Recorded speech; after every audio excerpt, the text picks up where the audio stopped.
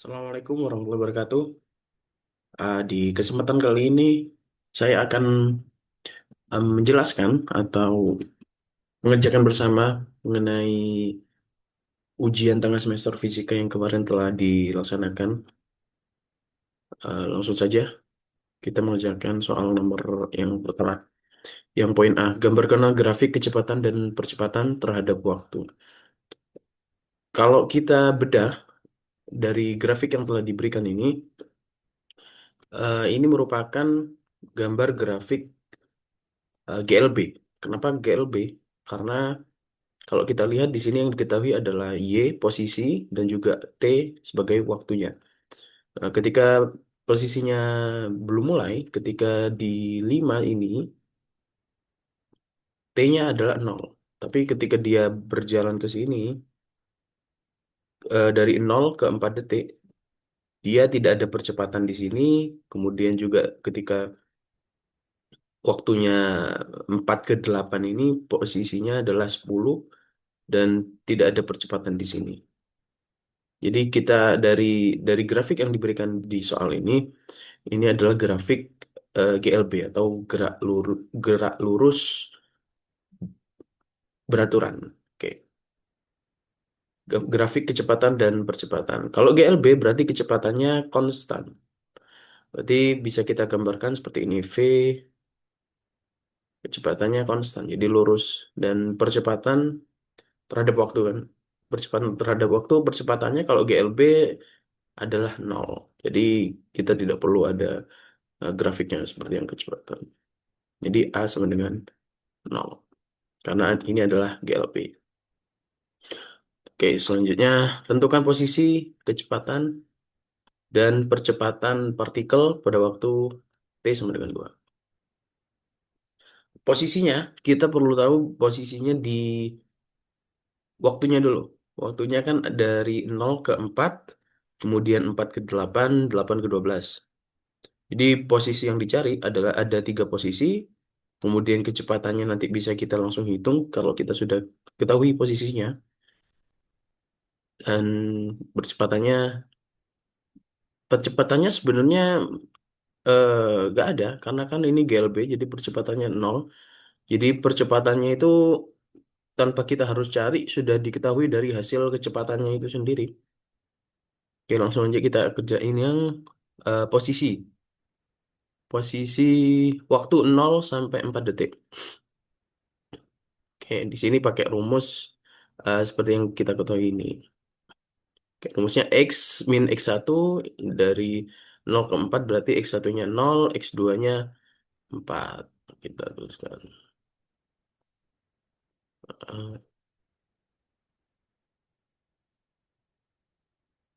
ini, di posisinya terhadap waktu ya. Oke, selanjutnya Y satunya X min X1 per X2 min X1 sama dengan Y min Y1. Y ini kan apa? Posisi letaknya. Sementara X ini untuk menggambarkan si waktunya itu tadi. Y satunya karena di 0 ke 4 berarti Y satunya adalah 5, kemudian Y duanya adalah 10. Nah, 5 dan 10.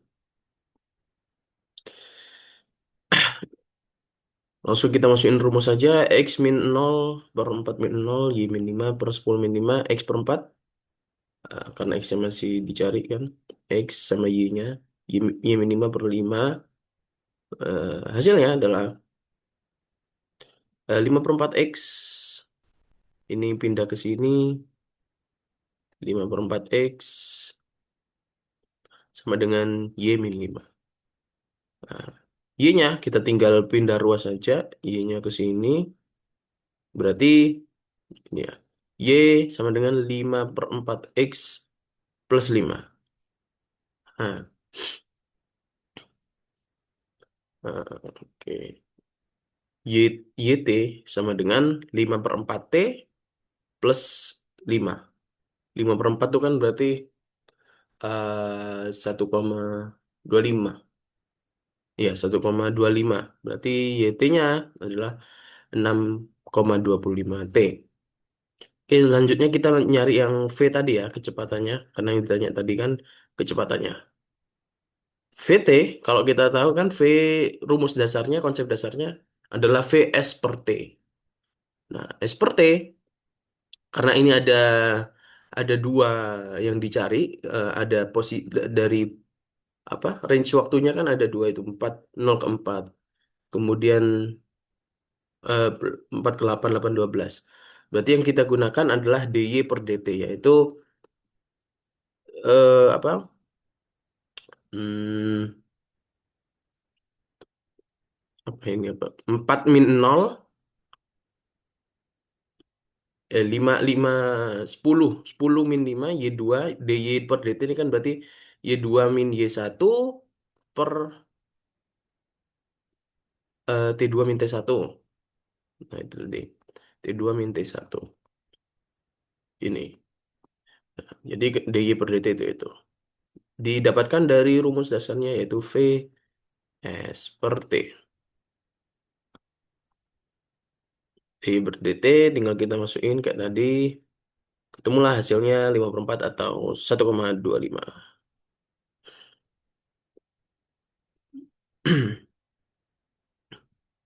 Posisi untuk waktu sekarang karena tadi 0 ke 4 berarti 4 ke 8. Artinya 4 ke 8. Di 4 ke 8 ini dia posisinya sama, tetap gitu. Jadi kalau bisa kita gambarkan, jadi ketika di waktunya 0 ke 4 dia ada perpindahan posisi. Jadi dia berjalan kayak gini.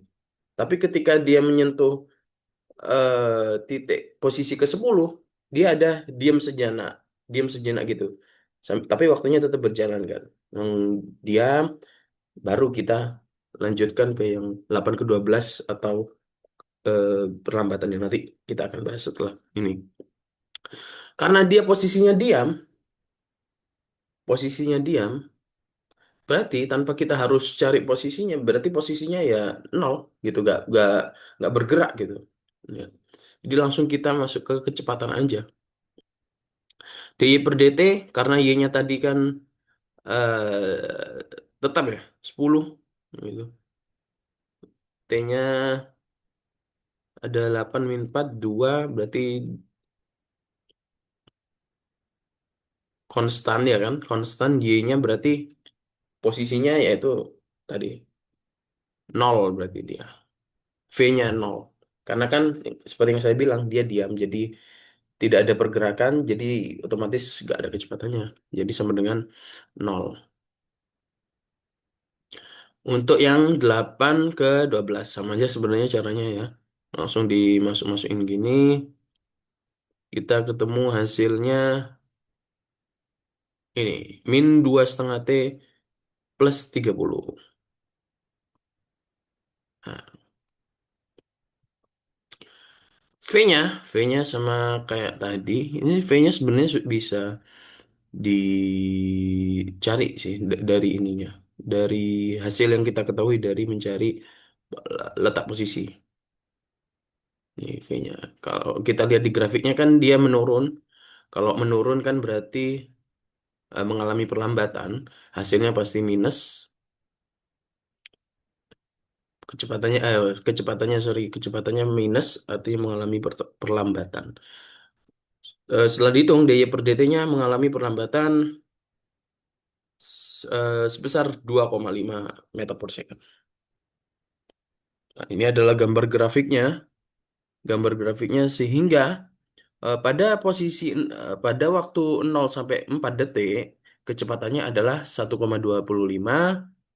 Pada 4 sampai 8 detik, detik keempat sampai ke detik 8, dia nol karena tadi yang sudah saya jelaskan sebelumnya. Dan pada detik ke 8 sampai detik ke 12 dia mengalami perlambatan dari grafiknya yang turun sebesar 2,5 meter per second. Itu.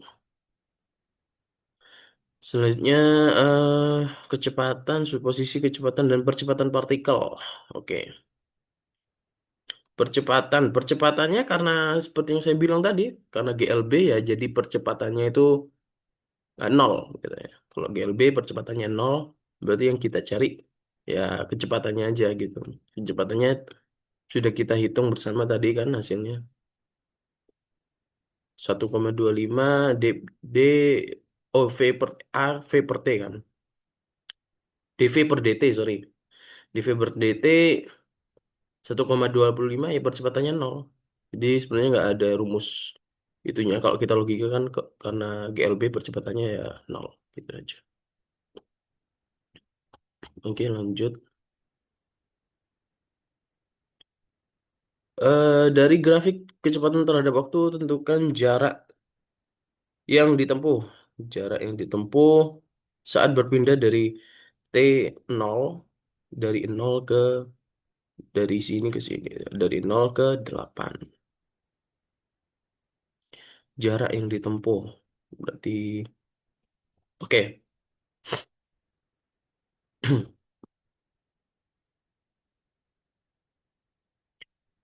Kalau kita lihat di sini jarak yang ditempuh itu kan rumusnya luas daerah sama dengan panjang dikali 1,25. 1,25 kita dapatkan yaitu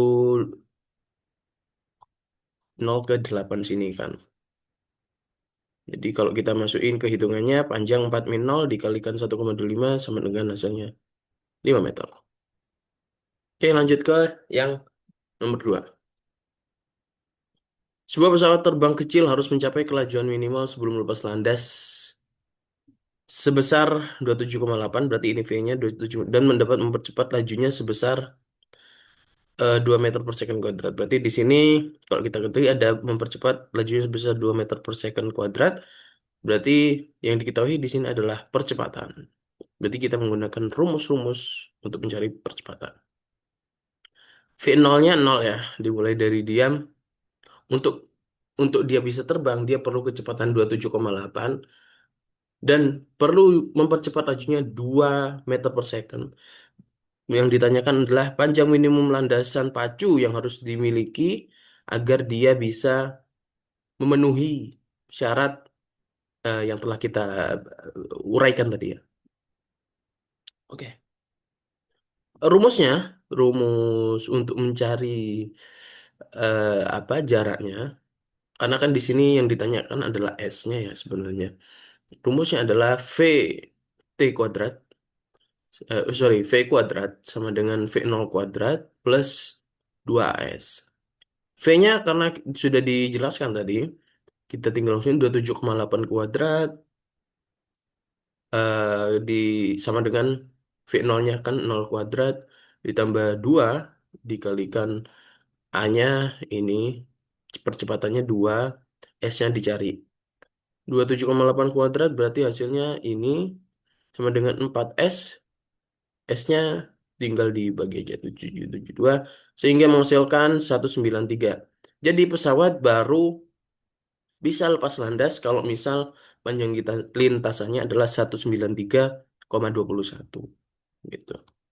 Lanjut ke yang poin B. Jika landasan pacu yang didesain memiliki panjang 150 meter, apakah pesawat tersebut dapat mencapai kelajuan yang dibutuhkan untuk lepas landas? Sebenarnya kita nggak nggak nggak harus menghitung ya. Di logika saja sudah cukup. Mencapai kelajuan yang dibutuhkan untuk lepas landas. Jadi kalau misal 150 meter, apakah bisa lepas landas? Jawabannya ya tentu saja tidak. Karena minimal dengan persyaratan yang telah diuraikan ini minimal dia harus landasan pacunya harus 193,21 meter. Jadi kalau misalkan di bawah itu tentu saja tidak bisa lepas landas. Kalau di logika, tapi karena ini perlu hitungan, ya mari kita jelaskan. 150 meter. Kalau yang tadi kita mencari S-nya, sekarang S-nya sudah diketahui yaitu 150 meter. Berarti rumusnya sama kayak tadi, tinggal dimasukin aja. V kuadrat sama dengan V0 kuadrat plus 2AS. Nah, ini dikali, Kenapa di akar? Karena di sini ada kuadratnya. Kok di sini. Karena V-nya ini kan kuadrat, kita cari V saja. Jadi di akar. Akar 600 sama dengan 24,49 meter per second. Jadi karena minimal tadi 27,8, sedangkan hasilnya 24,49, tentu saja seperti jawaban dengan logika tidak bisa. Oke, selanjutnya. Ini merupakan apa ini? Oh, balok di bidang miring. Sebuah benda dengan massa 50 kilo berada pada suatu bidang miring yang licin. Berarti tidak ada gaya gesek. Lebih mudah cara menghitungnya. Tapi walaupun tidak ada gaya gesek, kalau kita uraikan gambarnya di sini ada gaya normal ya. Tetap ada gaya normal karena dia menyentuh apa bidang ini kan. Ketika dia menyentuh berarti ada gaya yang bekerja di situ, yaitu gaya normal. Kemudian juga ada apa? W usaha di sini. Ya, seperti itu. Ini menggunakan konsep trigonometri. Oke. Sinnya sin 37. Oke, oke, oke. Besar gaya yang menyebabkan benda bergerak ke bawah. Oh, kenapa? Ini gaya yang bergerak ke bawah gitu kan. Dan gaya normal. Seperti yang kayak saya bilang tadi, ada gaya normal dan ini dicari. Gitu.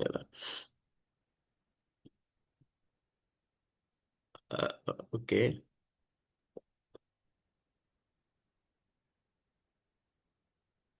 Ya. Fx sama dengan W sin theta. Oke, W itu kan sama dengan rumusnya WMG kan. WMG sin theta. Kenapa sin? Karena yang diketahui adalah yang depan dan miring. Kalau yang diketahui adalah sisi depan dan miring, berarti kita menggunakan rumus sin. Tapi untuk mencari gaya normalnya, kita menggunakan cos karena yang diketahui di sini adalah yang samping dan sisi miringnya.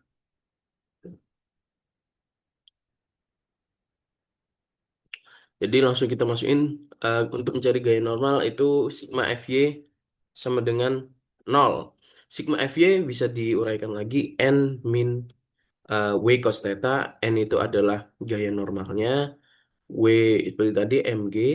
Masanya kan 50 kilo. Kemudian dikalikan gravitasinya 10. Kita menggunakannya. Kemudian cos 37. Berarti cos 37. Cos 37 sama dengan berapa ini? 4/5. 4/5. Berarti langsung kita masukin aja. N min MG cos 37 berarti N sama dengan ini pindah ke ini apa? Oh, min MG cos theta-nya pindah ke sisi kanan jadinya jadi plus N sama dengan MG berarti 50 kali 10 kali 4/5 dan hasilnya 400. Percepatan balok. Lanjut. Yang B ya. Percepatan balok FMA kita menggunakan hukum Newton yang kedua, FMA. Kalau tidak saya tidak salah ingat ya, FMA. Kita menggunakan hukum Newton yang kedua. Langsung masukin aja. Ini kan tadi besar gaya yang menyebabkan Fx-nya sudah kita cari kan. Fx-nya sudah kita cari, hasilnya yaitu 300. Nah, kemudian MA-nya, M-nya tadi 50, 300 berarti A-nya sama dengan 30/50 sama dengan 6 meter per second. Oke, yang C, jika balok mulai keadaan diam sejauh 40 meter, berarti diam, oke. Hmm. Dari kaki bidang berapa lajunya? Berarti nyari V. Ketika mencapai bagian bawah bidang miring tersebut. Oke, Rumusnya sama seperti yang pesawat tadi, karena yang dicari adalah lajunya dan sudah diketahui apa percepatannya sudah diketahui, kemudian jaraknya juga sudah diketahui. Jadi kita langsung masukkan saja rumus yang di GLBB tadi. V kuadrat sama dengan V0 kuadrat plus 2AS. Nah, oke, langsung berarti ya kalau berdasarkan jawaban ini langsung diakar aja ya. Jadi kan V juga yang dicari. V sama dengan V0 kuadrat plus 2 akar V0 kuadrat plus 2AS. V0-nya kan mulanya diam tadi kan. Mulanya dari keadaan diam di sini. Jadi V0-nya 0 kuadrat plus 2 A-nya sudah kita cari 6, S-nya tadi 40 dari kaki bidang. Berarti S.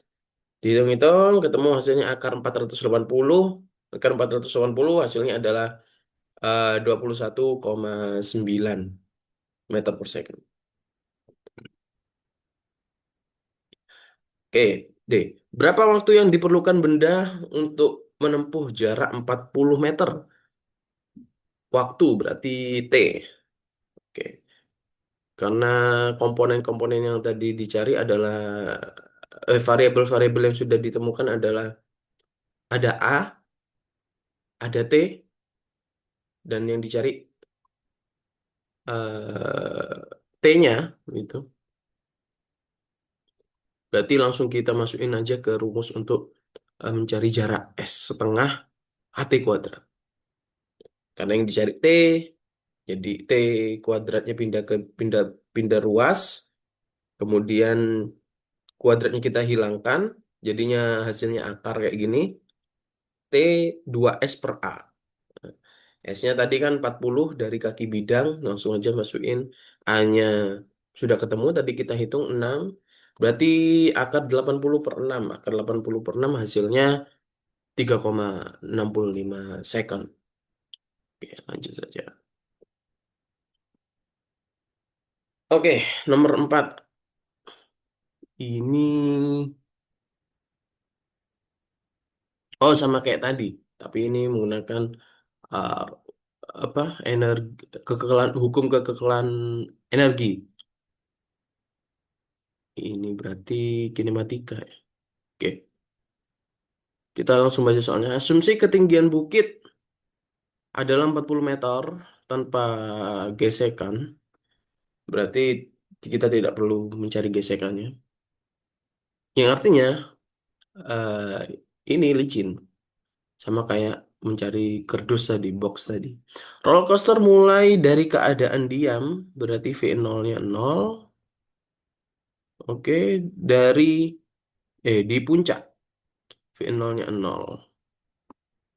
Percepatan gravitasinya, oke, gravitasinya pakai 9,8. Kecepatan roller coaster di dasar bukit. Kan kita sudah ketahui eh, apa namanya? V0-nya 0 tadi kan.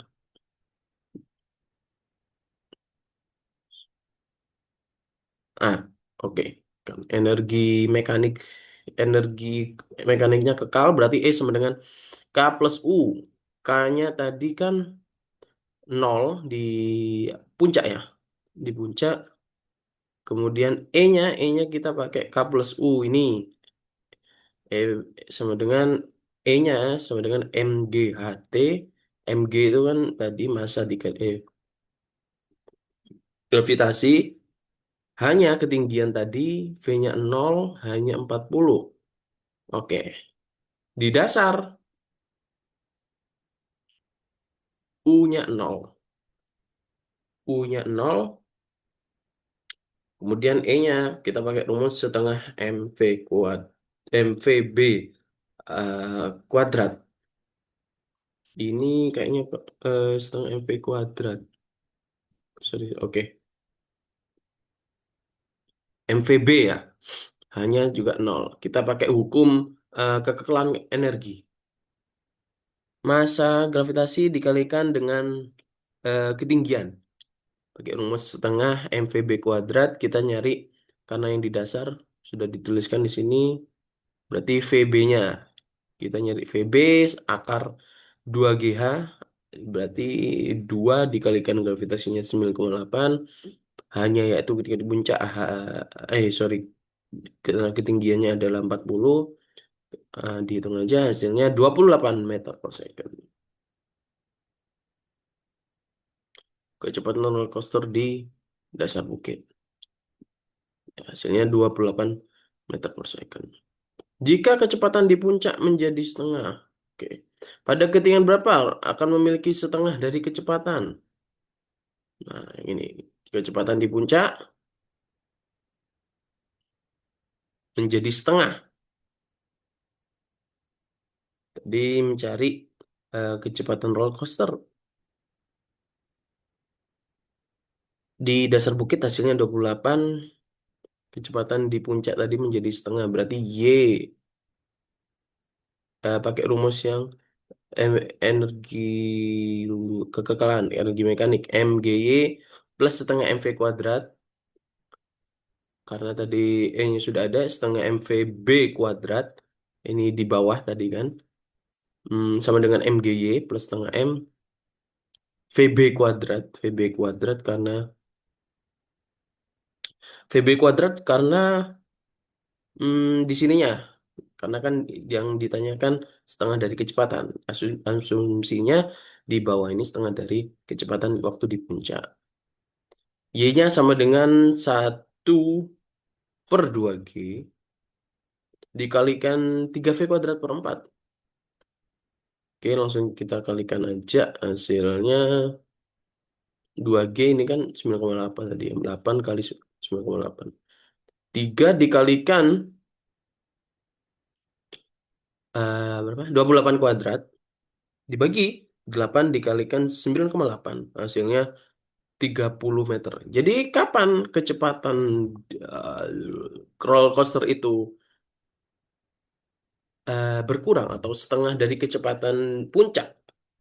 Kapan? Yaitu ketika ketinggiannya 30 meter. Itu kurang lebih. Lanjut ke nomor yang terakhir.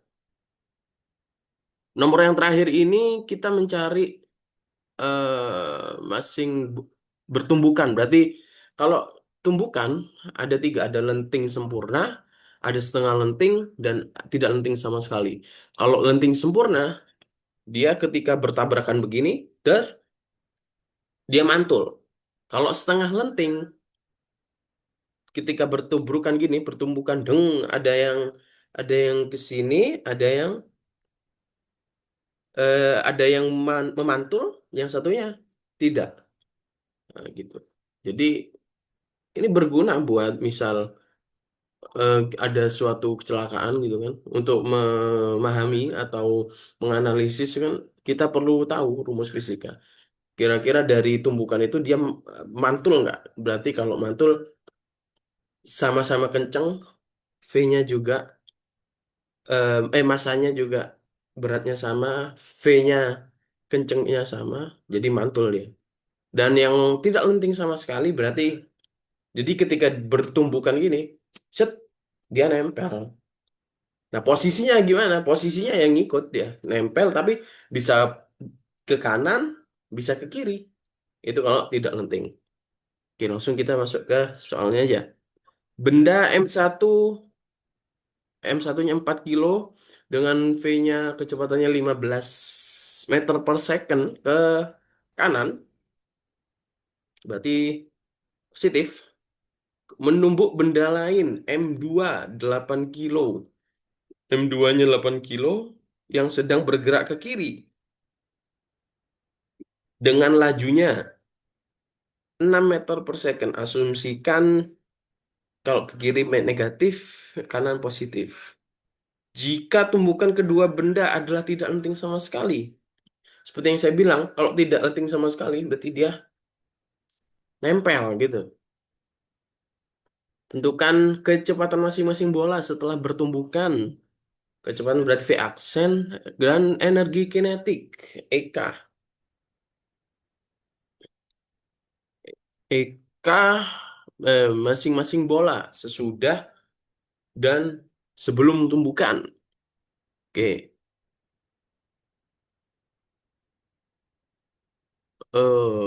Oke. Kalau mencari apa? V kuadrat, kita perlu komponen tadi. Variabel tadi ada M1, M2, V1, V2. Ini adalah rumus yang digunakan untuk mencari hukum kekekalan. M1 V1 plus M2 V2 sama dengan M1 plus M2 V aksen. V aksen ini untuk mencari si kecepatan setelah tumbukan. Kita perlu ketahui masanya, perlu ketahui juga kecepatan sebelum dia bertumbuh, gitu kan? Sebelum dia ya bertabrakan itu, dan juga masanya yang itu yang penting. Masanya kan nggak berubah mau setelah tumbukan sebelum bertumbukan tetap sama aja. Oke, jadi M-nya sudah kita ketahui kan 4, V-nya 15, M1-nya 4, V1-nya 15, M2-nya 8, V2-nya karena eh, bergerak ke kiri, lajunya -6, berarti sama dengan 4 plus 8. Karena massa tentu saja nggak bisa minus. Karena bergerak ke kiri, V-nya berarti negatif gitu. V aksen, 4 plus 8 V aksen. V aksennya yang dicari. Kali-kali hasilnya 60 min 48. Kemudian masanya 4 tambah 8, 12 V aksen. 60 dikurangi 48, 12 sama dengan 12 V aksen. V aksennya berarti tinggal pindah row saja. 12 dibagi 12, 1 meter per second. Jadi kecepatan setelah bertumbukan adalah 1 meter per second kuadrat. Arahnya kemana? Arahnya ke kanan. Kenapa dia bisa ke kanan? Karena si M1 dan V1-nya 60, sementara yang M2 V2-nya ke kiri dan lebih besar yang ke kanan. Jadi otomatis dan positif juga. Otomatis dia akan mengikuti yang arah ke lebih besar, yang jumlahnya lebih besar, yaitu ke kanan, 1 meter per second ke kanan. EK, rumusnya EK itu kan setengah MV kuadrat. Jadi EK sama dengan energi kinetik sama dengan energi potensial. EK sama dengan EP. EK sama dengan EP. Rumusnya berarti EP setengah MV kuadrat. Ya, ada EK1, EK2, jadi kita langsung masukin aja. EK setengah MV kuadrat berarti setengah M1 V1 4 dikalikan 15 kuadrat, 15 225, coret-coret 225 kali 2 hasilnya 450 joule. Karena apa? Mencari EK, jadi satuannya adalah joule. Yang kedua, sama seperti tadi, M2-nya adalah 8, kemudian V2-nya itu minus 6, kuadrat berarti jadi positif, 36, 4, 36 kali 4, 144 joule. Oke, setelah tumbukan, EK aksen. EK aksen setengah MV kuadrat. Sama rumusnya, MV aksen kuadrat. Setengah V aksennya 1, sama semua ya, EK1, EK2, aksen. V-nya 1. Setengah dikalikan 4 kalikan 1 kuadrat. 4 bagi 2, 2. Oke, yang kedua, EK2. Setengah kali 8 kali 1 kuadrat. 8 dibagi 2, 4. Jadi, dengan belajar fisika, kita bisa memetakan gitu kan. eh ini soalnya karena sudah selesai, langsung saya tutup aja. Eh, dengan belajar fisika, kita itu jadi bisa tahu gitu, bagaimana suatu fenomena alam ini bisa terjadi. Jadi kita nggak semata-mata berbicara mengenai Kenapa bisa bumi ini bisa berputar? Atau seperti tadi, kok bisa tahu berapa kecepatan pesawat atau berapa landasan pacu pesawat yang diperlukan supaya bisa lepas landas? Dengan belajar fisika, kita bisa menjelaskan semua fenomena alam yang terjadi, gitu. Jadi kita nggak semata-mata ketika ditanyakan kenapa bisa kayak gini, karena dari sananya, karena Tuhan yang menjalankan. Ya, dengan mempelajari terus fisika, dengan mengasah fisika, dengan mengasah otak kita, nantinya otomatis kita akan belajar secara terstruktur, gitu, menganalisis suatu kejadian dengan logik, gitu kan, menggunakan logika. Jadi nggak semata-mata menggunakan perasaan, tapi kita perlu mempertajam logika kita dengan terus belajar dan upgrade kemampuan kita, bukan cuma di fisika aja gitu, tapi terus berpikir gitu sebelum melakukan apapun, berpikir juga sebelum berbicara, dan tentunya dengan belajar fisika nantinya kita akan mudah gitu untuk menjelaskan fenomena-fenomena alam yang selama ini terjadi di sekitar kita namun sampai sekarang belum terpecahkan. Mungkin sekian saja dari saya. Mohon maaf apabila ada salah kata atau ada penjelasan yang kurang jelas.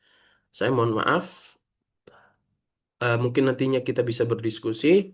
Dan terima kasih atas waktu yang diberikan dan terima kasih sudah menonton. Semoga bermanfaat selalu. Wassalamualaikum warahmatullahi wabarakatuh.